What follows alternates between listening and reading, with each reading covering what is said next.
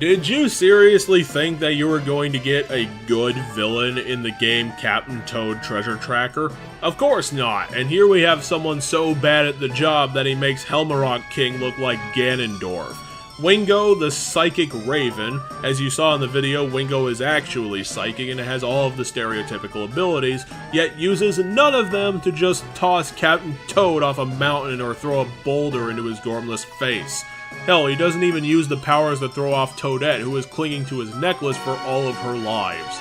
All he does is teleport around so that he can use the Pokemon move Gust on Captain Toad. Look, I get that there's caveats to this boss fight type thing, since this is a puzzle game, but you can even do better than this. Or you could have sidestepped the whole thing and not had Wingo in the game at all, and then we wouldn't be talking about how much of a moron he is.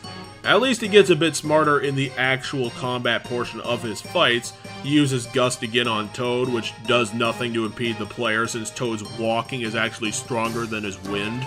Then Wingo will use his powers to materialize turnips from Super Mario Bros. 2 and drop them on Captain Toad's face. Could someone explain to me how Wingo kept losing these battles in Treasure Tracker when he can just make weapons out of thin air? Especially when the one thing he picked turned out to be his Achilles heel. Yep, grab the turnips and throw them at Wingo to deal damage. It'll cause Wingo to inflate for some reason, and that'll cause him to fall out of the sky.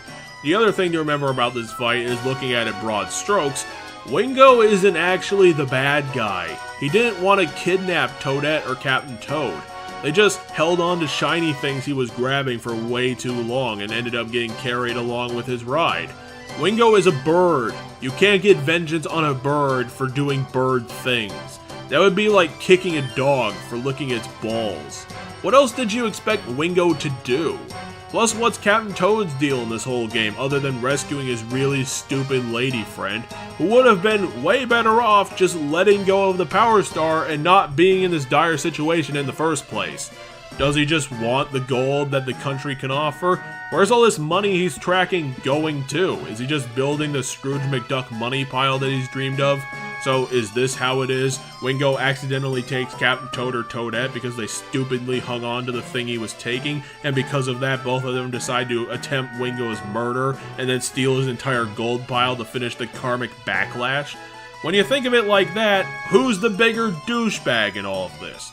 And if you don't like that picture, Nintendo, maybe you should have put some money where your mouth is and actually write a plot to your game instead of having fans like me fill in the blanks for you.